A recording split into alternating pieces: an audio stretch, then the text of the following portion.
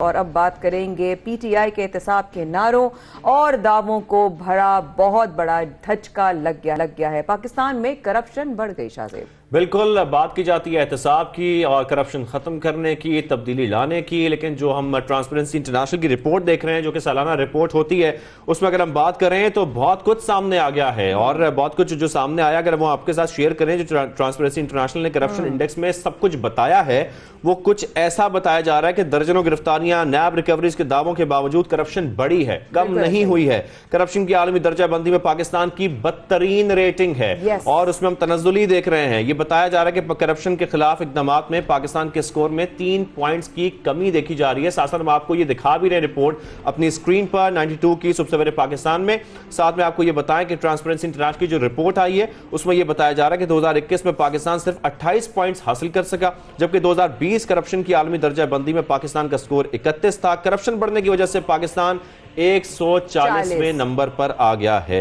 यानी कि हम मुसलसल देख रहे हैं जो पॉइंट्स की इसमें तनज़्ज़ुली दिखाई जा रही है, जिसमें बताया जा रहा है ट्रांसपेरेंसी इंटरनेशनल की रिपोर्ट के मुताबिक करप्शन में इजाफा हुआ है, करप्शन बढ़ गई है। हालांकि हुकूमती दावे एहतसाब के थे और करप्शन खत्म करने के थे, करप्शन के खात्मे के थे। साथ में बहुत सारे इसमें जो पॉइंट्स हैं वो आपके साथ हम शेयर कर लेते हैं। साथ में इस रिपोर्ट में कुछ अहम बातें भी की गई हैं कि रिपोर्ट किस तरीके से तैयार की गई है। जैसे कि बताया जा रहा है करप्शन परसेप्शन इंडेक्स के लिए डाटा पीटीआई दौरे हुकूमत के दौरान लिया गया है, जबकि जमहूरियत के इक़्साम के डाटा और रिपोर्ट्स को बुनियाद बनाया गया है। साथ ही करप्शन बढ़ने की बड़ी वजह कानून की हुक्मरानी में मुसलसल कमी है, यह रिपोर्ट में कहा गया। साथ में रियासत की गिरफ्त न होने के सबब पाकिस्तान के पॉइंट्स में कमी आई है और कानून की हुक्मरानी के साथ शहरी और शख्सी आजादियों को भी धचका लगा है। जाहिर बात है जब करप्शन बढ़ेगी तो शख्सी आजादी है उसको भी धचका लगेगा। साथ ही आमराना तरीके आजादाना चेक एंड बैलेंस को तबाह करते हैं, यह भी इस रिपोर्ट में कहा गया है। बहुत सारे मामला सामने आए हैं और हम देख रहे हैं कि कच्चा छट्टा खोल दिया गया है पीटीआई हुकूमत का। जैसे कि यह कहा जा रहा है कि एहतसाब के नारे लगाए जा रहे थे, लेकिन अगर एहतसाब हो रहा है तो करप्शन में तो इजाफा हो रहा है, करप्शन में कोई कमी नहीं आ रही है। लेकिन इस ट्रांसपेरेंसी रिपोर्ट को समझने के लिए हमारे साथ मौजूद हैं इस वक्त executive director Gallup Pakistan Bilal Gilani साहब। गिलानी साहब, ट्रांसपेरेंसी इंटरनेशनल की रिपोर्ट सालाना आती है और उसमें हम देख रहे हैं कि जिस तरीके से जो दावे किए गए थे उसके हम बरक सब कुछ देख रहे हैं, लेकिन हम सबसे पहले आपसे ये रिपोर्ट के बारे में समझना चाहते हैं। ये ट्रांसपेरेंसी इंटरनेशनल की रिपोर्ट जो है ये तैयार कैसे की जाती है? जी, बहुत शुक्रिया, थैंक यू सो मच। आपने बहुत इम्पोर्टेंट इशू पे बुलाया और आई थिंक पाकिस्तान तहरीक इंसाफ के लिए ये एक इम्पोर्टेंट इशू है बिकॉज करप्शन जो है उनका इलेक्शन मैनिफेस्टो था। तो अगर हम ट्रांसपेरेंसी इंटरनेशनल की रिपोर्ट देखें तो ये तकरीबन 13 डिफरेंट सोर्सेज ऑफ डेटा जो कि ज़्यादातर एक्सपर्ट ओपिनियंस के ऊपर मबनी है, उनको यूज़ करके हर साल मुरतब की जाती है और तकरीबन पिछले 2 दहाइयों से मुरतब की जा चुकी है। इनमें इन 13 सर्वेज डेटा सोर्सेज में अगर आप देखें तो मुख्तलिफ तरह के डेटा सोर्सेज हैं और बड़े मोतबर नाम भी हैं। जैसे इकोनॉमिस्ट इंटेलिजेंस यूनिट की एक रिपोर्ट ली जाती है, फ्रीडम हाउस जो कि दुनिया भर में मुख्तलिफ मुल्कों में डेमोक्रेसी और फ्रीडम ऑफ एक्सप्रेशन को जांचता है, उसका डेटा लिया जाता है। इसी तरह से तकरीबन 10 और डेटा सोर्सेज हैं। पाकिस्तान में अगर आप देखें तो इन्होंने 13 में से 8 डेटा सोर्सेज को यूज़ किया है, जिसमें से एक रिपोर्ट वर्ल्ड जस्टिस प्रोजेक्ट की भी है जो कि गैलप पाकिस्तान ने मुरतब की थी वर्ल्ड जस्टिस प्रोग्राम के लिए पाकिस्तान में। तो इनमें मुख्तलिफ तरह के इश्यूज़ को नापा जाता है, मगर कोर सेंट्रल इशू ये है कि क्या आवाम के ख्याल से और एक्सपर्ट्स के ख्याल से मुल्क में पिछले 1 साल में करप्शन में इजाफा हुआ है या कमी हुई है। इन तमाम स्कोर्स को फिर मजमूई तौर पर जमा करके एक एवरेज स्कोर दिया जाता है और जैसे आप बता रही थी कि पाकिस्तान के स्कोर में पिछले 3 साल में जो पाकिस्तान तहरीक इंसाफ की हुकूमत है इसमें अनफॉर्चुनेटली बतदरीज कमी आ रही है। जो स्कोर मिल रहा है ट्रांसपेरेंसी की तरफ से पाकिस्तान में ट्रांसपेरेंसी होने के हवाले से, उसमें बतदरीज कमी आ रही है। पहले ये स्कोर जो है वो 31 था, पिछले साल उसके बाद 28 हो गया, इससे पिछले साल 32 था। तो 32, 31, 28 यानी पिछले 3 सालों में एक तरफ हुकूमत का एक नारा है एहतसाब का और दूसरी तरफ जो करप्शन को जांचने के इंडिकेटर्स हैं उनमें बतदरीज कमी देखी जा रही है। और पाकिस्तान अनफॉर्चुनेटली पूरे साउथ एशिया में अगर आप स्कोर्स देखें तो हम सिर्फ अफ़गानिस्तान पाकिस्तान से 2 स्कोर्स पीछे है, जो कि बहुत ज़्यादा स्कोर्स नहीं। इंडिया पाकिस्तान से बहुत आगे है, श्रीलंका पाकिस्तान से बहुत आगे है, इवन नेपाल और छोटे मुल्क जहाँ पर ये इशू जो है हमारी तरह ही पाया जाता था, उनमें बेहतरी भी आ रही है और पाकिस्तान के स्कोर से वो डेफिनेटली ऊपर अच्छा, भी हैं। बिलाल गिलानी साहब, मैं यहाँ पर ये भी समझना चाह रहा हूँ, जैसे कि रिपोर्ट में कहा गया है कि रिश्वत लेकर अवामी मुआहदे देना, लाइसेंसिंग, मनपसंद अदालती फैसलों से मुतालिक सवाल में पाकिस्तान ने 41 पॉइंट्स लिए हैं। ये 41 पॉइंट्स को हम कैसे समझें? ये 41 पॉइंट्स से हम क्या मुराद दे सकते हैं कि ये तमाम चीजें जो हैं ये बड़ी हैं? क्या इसका कंपैरिजन किया जाता है पिछले साल से? जी बिल्कुल। इस रिपोर्ट में दो तरह के कंपैरिजंस किए जा रहे हैं। एक कंपैरिजन किया जा रहा है पिछले साल से और एक कंपैरिजन किया जा रहा है दीगर मुल्कों से। और इसमें काफ़ी डीप स्टेटिस्टिकल मेथड्स यूज़ करके उन्होंने कोशिश की है कि इसको एक फेयर और ट्रांसपेरेंट रखा जाए। मगर इन तमाम चीज़ों के पीछे जो अवामिल है वो एक्सपर्ट्स की राय है। तो ये अवामी राय नहीं है, ये एक्सपर्ट्स की राय है। ऐसे लोग जो कि इन इश्यूज़ के ऊपर नज़र रखते हैं, एनालिसिस करते हैं, और ऐसे भी लोग जो कि ख़ुद भी मौजूद थे ऐसे ट्रांजैक्शंस में, ऐसी डील्स में इस पिछले पूरे साल में।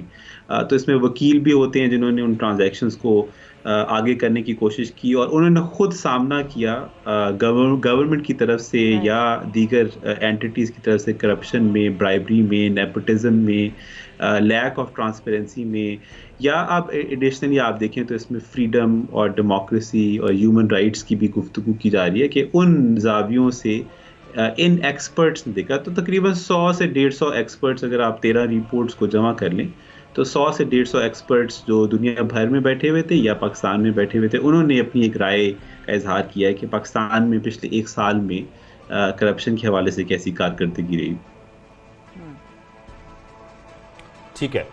अच्छा, आप हमारे साथ ही हैं, जिस तरीके से आप बता भी रहे हैं, और हम ये देख रहे हैं कि जो ट्रांसपेरेंसी इंटरनेशनल रिपोर्ट आई है इसमें बहुत सारी चीज़ें आई हैं, जैसे कि कौमी ख़जाने का गलत और सियासी मकासद के लिए इस्तेमाल बढ़ना।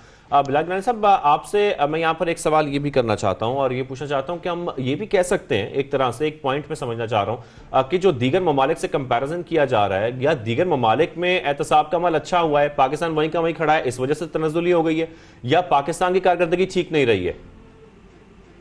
जी, अगर आप रिपोर्ट में थोड़ा डिटेल में देखें तो ऐसा मालूम होता है कि दोनों चीज़ें हुई हैं। एक तरफ तो ये कि पाकिस्तान के अपने स्कोर में कमी आ रही है, जिसका मतलब है कि पाकिस्तान की अपनी परफॉर्मेंस करप्शन के हवाले से वो मज़ीद तनज़्ज़ुली का शिकार है। तो लोगों की परसेप्शन में इजाफा हुआ है कि पाकिस्तान में करप्शन में कमी नहीं आई बल्कि इजाफा हुआ है। तो कोई स्टैटिक सिचुएशन नहीं है, स्टेबल सिचुएशन नहीं है, बल्कि तनज़्ज़ुली आई है। और दूसरी तरफ आप देखें तो रीजन में जिनमें ऐसे मुल्क भी हैं जिनसे हम अपना कंपैरिजन करते हैं, मसलन आजकल बांग्लादेश के साथ करते हैं कि वहाँ पर इकॉनमी बहुत बेहतर हो गई, तो उनके स्कोर्स में इजाफा हुआ है, जिसका मतलब है कि उन्होंने करप्शन के हवाले से जो इक़दाम उठाए वो ज़्यादा मौसर थे। वहाँ पर लोगों की परसेप्शन ये बिल्ड हुई कि इस दौरान में पिछले एक साल में करप्शन में कमी आई है। तो पाकिस्तान ना सिर्फ स्टेबल रहा बल्कि करप्शन के हवाले से बल्कि तनज़्ज़ुली का शिकार हुआ, और रिलेटिवली हम बाकी ममालिक के हवाले से देखें तो हमारी परफॉर्मेंस और भी पस्त है इस हवाले से। तो सोचने का अमल है कि कैसे हम इस बहुत बड़ा जो प्रॉब्लम है करप्शन का उसको देख सकते हैं, और तमाम तर चीज़ों को सामने रखकर एक कौम के तौर पर भी हमें इस इशू को अब सामने रख के कोई इक़दाम उठाने हैं। सही है। बिलाल गिलानी साहब, आप हमारे साथ ही रहिए, इस मामले पर बात करेंगे आगे भी। अभी इस वक्त हमें सबसे पहले पाकिस्तान में ज्वाइन किया एक्स फाइनेंस मिनिस्टर हैं हफीज़ पाशा साहब। हफीज़ पाशा साहब, आपको खुशामदीद कहेंगे। सबसे पहले पाकिस्तान में सर हम देख रहे हैं ट्रांसपेरेंसी इंटरनेशनल की रिपोर्ट सामने आ गई है, और बहुत जो बड़े बड़े दावे किए जा रहे थे पीटीआई हुकूमत की जानिब से एहतसाब के, करप्शन के खात्मे के, सर वो तो इसमें बिल्कुल उलट नजर आ रहा है हमें ट्रांसपेरेंसी इंटरनेशनल में। तो सवाल तो मेरा आपसे यही है कि दर्जनों गिरफ्तारियां, नैब रिकवरीज, इन सब के बावजूद करप्शन सर कैसे बढ़ गई? बिस्मिल्लाहिर्रहमानिर्रहीम। देखिए, मैं खुद इस बात बहुत परेशान था जब मैंने रैंकिंग देखी करप्शन परसेप्शन इंडेक्स की, तो हैरत अंगेज गिरावट आई पाकिस्तान की रैंकिंग में पिछले साल 2024 में। अब हम 145 पे चले गए, नीचे गिर गए, यानी कि एक ममालिक हमसे ऊपर चले गए हैं। ये तो हैरत अंगेज रिजल्ट है। और दूसरी बात यह है कि पाकिस्तान सारे जो ममालिक हैं हमारे साउथ एशिया के रीजन में, उन सब से हमारी हालत बदतर है। अलबत्ता एक अच्छी खबर है कि हमारी रैंकिंग करप्शन परसेप्शंस में बांग्लादेश से बेहतर है। ये तो बड़ी हैरत अंगेज बात है, इसलिए कि बांग्लादेश की तरक्की की रफ्तार तो हमसे ज्यादा है, मगर ये कम से कम एक इंडिकेटर में तो पाकिस्तान बांग्लादेश से बेहतर है। वजह क्या है? वजह क्या है कि इस कदर तेजी से हमारी करप्शन की पोजीशन खराब होती जा रही है, जबकि हमारी हुकूमत मुसलसल अकाउंटेबिलिटी और करप्शन कम करने की बात करती है। सबसे पहले वजह क्या है? वजह यह है कि कोविड के बाद जो पैसे खर्च किए गए, रिलीफ के लिए मुख्तलिफ प्रोग्राम्स लॉन्च किए गए जिसमें एहसास वगैरह भी है, मेरा ख्याल ये है कि लोगों को एहसास इस बात का है कि शायद टारगेटिंग ठीक से नहीं हुई है और इसमें कोई धांधली हुई है। एक तो लीकेजेस हैं कोविड-19 के रिलीफ फंड में, दूसरा हुकूमत ने कंस्ट्रक्शन सेक्टर को बेशुमार मराद दिए, एमनेस्टी दिए, उसकी वजह से रियल एस्टेट काफी चीजों में गड़बड़ी, एप्लीकेशन, परमिट, इस तरह की चीजों में तो हर रोज हम सुनते हैं कि गड़बड़ है और इसमें इजाफा है आपके उसके बाद जो एमनेस्टी दी गई है। और आखिरी बात यह है कि नैब का मेरी नाचीज गुजारिश यह है कि रुझान करप्शन खत्म करने पे नहीं है इतना ज्यादा जितना पॉलिटिकल टारगेटिंग है।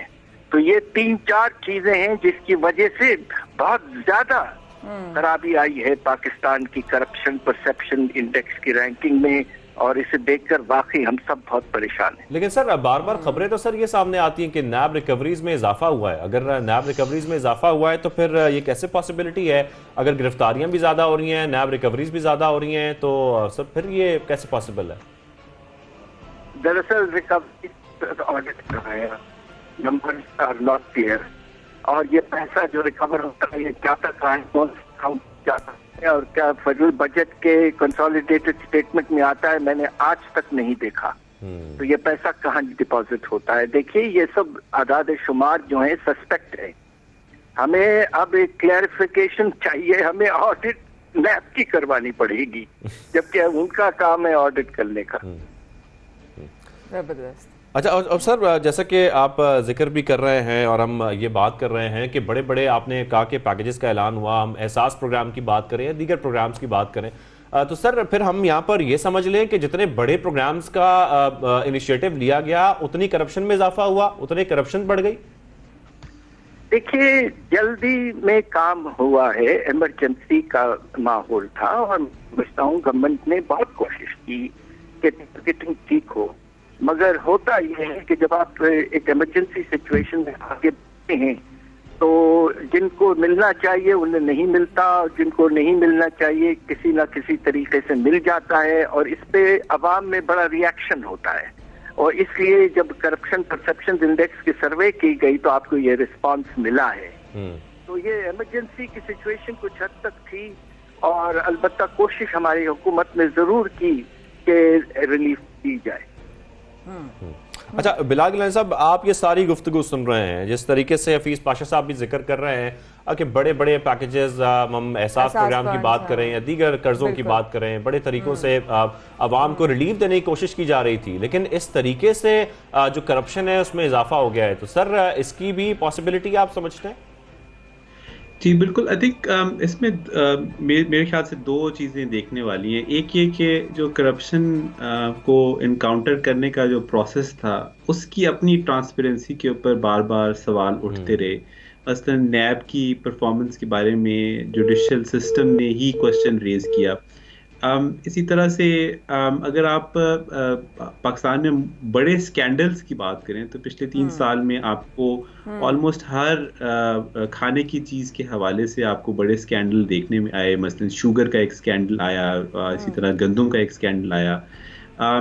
तो ये जो बड़े बड़े स्कैंडल्स हैं ये लोगों की परसेप्शंस में और कारोबारी तबके की परसेप्शन में काफ़ी इम्पोर्टेंट होते हैं, क्योंकि उनको नजर आता है कि ये मुल्क में एक चीज जो है वो बेहतरी की तरफ जाने के बजाय खराब हो रही है। तो इन स्कैंडल्स की वजह से और जो करप्शन को रोकने का प्रोसेस है उसकी अपनी ट्रांसपेरेंसी के हवाले से भी एक मुस्तकिल एक चैलेंजेस रहे हैं पिछले 3 साल में।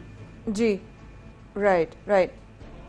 अच्छा हफीज पाशा साहब हमें ज्वाइन किया हुआ उन्होंने, हमसे बात भी कर रहे हैं। हफीज पाशा साहब, एक सवाल मैं आपसे यहाँ पर और करना चाहता हूँ। सर, हमने ये देखा गुज़िश्ता रोज कि जो रिस्पॉन्सिबल हैं इसके लिए, जिनसे सवालात होने हैं या जिनसे सवालात होने थे, सर उन्होंने तो इस्तीफा दे दिया है। हम बात कर रहे हैं मुशर्रफ दाखिला एहतसाब शहजाद अकबर साहब की, उन्होंने अपना इस्तीफा वज़ीर आज़म पाकिस्तान इमरान खान को भिजवा दिया। तो सर इसकी टाइमिंग को आप कैसे देख रहे हैं खासतौर पर? देखिए, ये अंदरूनी मामलात हैं हुकूमत के, इसके बारे में हम कुछ कह नहीं सकते, मगर मेरा ख्याल ये कि एहसास हो चुका है मुल्क में ये जो अकाउंटेबिलिटी का ड्राइव हमारी हुकूमत का बहुत बड़ा मैनिफेस्टो का हिस्सा था, वो ज्यादा कामयाब नहीं हुआ है, इसलिए अब टीम में शायद वो तब्दीली ला रहे हैं।